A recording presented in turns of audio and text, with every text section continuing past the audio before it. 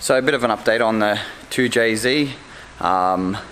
We pulled the valve cover off, and as you can see,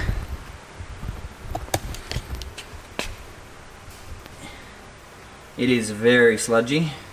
So I've taken the time to completely tear it down. Everything's out. First time that I've pulled a motor apart. And as you can see on the bench behind me, I have made one hell of a mess. So I'm not sure Ash will have me back in to help him tear down other motors in the future, but the motor is apart, everything is out. Some of the bearings and all that are a bit tired, and the fact that there is just so much dirt and sludge inside the motor, it's a bit of a shame, but we will get it cleaned up and ready for the S14 for next season.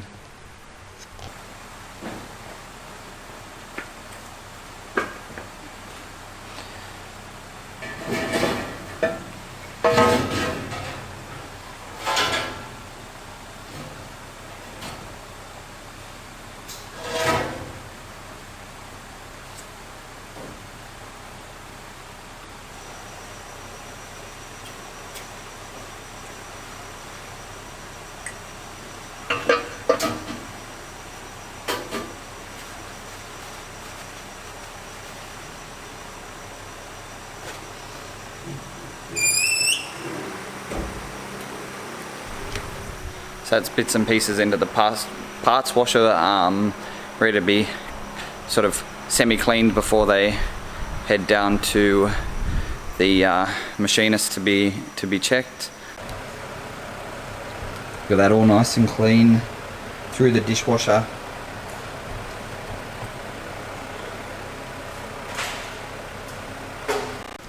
So anything Ash likes more than when I break shit is when I buy stuff that's dirty and crap. The doctor's inspecting my bores, and as you can see, he always looks happy. You're lucky I'm only sticking my hands in your bores.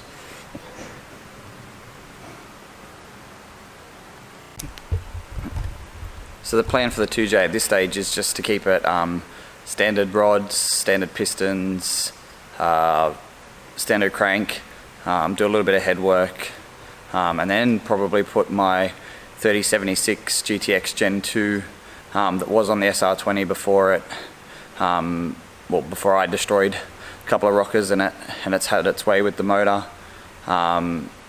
which is the reason for the swap. So we're just trying to keep it fairly mild and reliable. So hopefully a better year next year, just a little bit more reliability. We'll probably punch a little bit over 400 kilowatt, which is sort of the goal, but not too much more than that. I don't really need that for the comps I've been doing, and with the huge increase in torque from this motor compared to my SR, as much as I loved it, should make things a little bit easier for next season. So get to take a quick look at the Captain S3000s on a JZX 100. First street car in Australia to be running these tyres. The owner seems more than happy with them. That is a 235/18 on a 10 inch as far as I'm aware. And the back is a 265 on a 10 inch as well. As you can see, stretch and stuff is all pretty good. Nice stiff sidewall. So basically the plan for next year is to get the car as reliable as possible. The SR did service really well and did get a lot of notice. A lot of people commented on how good it sounded for an SR. A lot of people were surprised that the car was an SR for how savage it sounded and how savage I drove it, but sadly how savage I drove it was the reason that I've had to move away from that power plant after what seemed like it, according to the data logs, would have been a 8,000 RPM plus rev dump that did destroy a couple of rockers in the motor. We just couldn't keep, I couldn't keep investing in that package that kept, having little dramas here and there. The plan after last round of DCA was to come home and rewire the car, as we were just chasing stupid little electrical gremlins for the last little while once we sort of got everything else sorted, but it was just getting too much. And considering we were going to do the rewire and then the motor going, it just made sense to, if we're going to be doing a full rewire, to try and go to a more reliable engine package that, instead of being so highly strung on the power that it's making, to be a little bit more mild, a little bit more happy, and just, a more relaxed motor. So now that the motor's, stripped down, Ash will take a look at it and see what it needs in the way of machining. The head definitely needs a decent clean and a full service, probably slightly bigger cams, because just some of that gunk and rubbish has gone through the journals. So yeah, there's a little bit of abrasion and scoring in the journals. So slightly bigger cams, nothing too crazy. We're not looking to set the world on fire with numbers, just looking for something to be more reliable. The rough plan for next year is to run another full season of Drift Challenge Australia. First round of that is Mount Gambier in mid-February. Sorry, my camera's flopping around while I'm driving. So that's, hopefully we can get a shakedown before we head down to Mount Gambier for 3 days. Then the next round isn't till May in Tasmania. So, not a huge amount of time before the season starts, but enough time to get everything sorted, hopefully. Mount Gambier was a huge test for me last year, and I'm hoping to go back with a little bit more experience and a little bit more confidence with that scary layout. So that's the plan for that. Plan wiring wise is to go to a Haltech Elite 2500. We are looking at using the smart wire system from Racepack as well. That does away with all fuses and relays and puts them through a power distribution module, which means that we should have less issues trying to find where the gremlins and all that are coming from. I love Sydney drivers who park across intersections when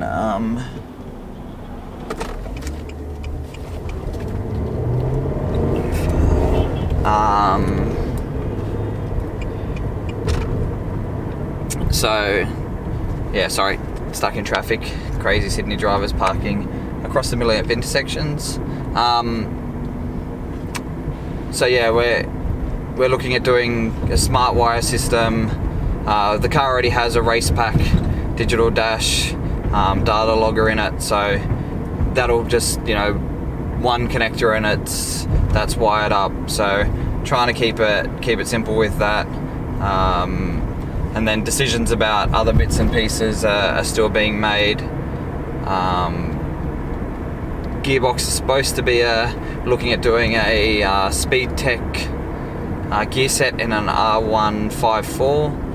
That should hopefully solve some of my smashing gearbox issues. Even though with this motor I shouldn't have to use the left foot on the clutch so heavy. So that should do away with that. Hopefully for the start of the season we'll have a new wrap and all cleaned up with newbie tyre, and hopefully one or two other sponsors on board for the new year. But yeah, we'll see. I will try and keep everybody updated as much as possible about the progress on the rebuild. The plan is everything is going to start to be ordered now, and some of it has already started to be ordered. And over Christmas, I would say that 99% of the work will be done as long as everything's arrived and is here. That's the plan.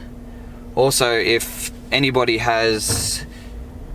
knows or is looking to sponsor a drift car for the 2018 competitive season, we are definitely open to help and changing not changing our plans, but adding more events to our calendar. I really am hoping to be driving once or twice a month all year long, rather than this year where I've missed out on so much seat time with the car being down, making it to a lot of events, but just a lot of time on the sideline. So yeah, if you know anybody looking to help somebody, any help is greatly appreciated. Also, I am in talks with somebody to get some graphic design stuff done, so hopefully next year we will be we'll have some crew shirts, and we'll do some t-shirts and stuff like that for events, and available for purchase in the pits or online, because every bit of that will help push the brand and also help pay for my events. So hopefully we'll have that sort of locked in fairly soon, if I can get my act together and find the time to make that happen. So really gearing up for a big 2018. 2017 was already huge. I'm looking at doing a review video on that, so hopefully I'll do that in the next in the next little while. Hope you all enjoyed the Super Drift video from the weekend. I think it was a much better edit than the Queensland trip, but we can only get better at them. So give us a like and subscribe if you haven't already, and hopefully we can keep doing this more regularly. Alright, thanks guys.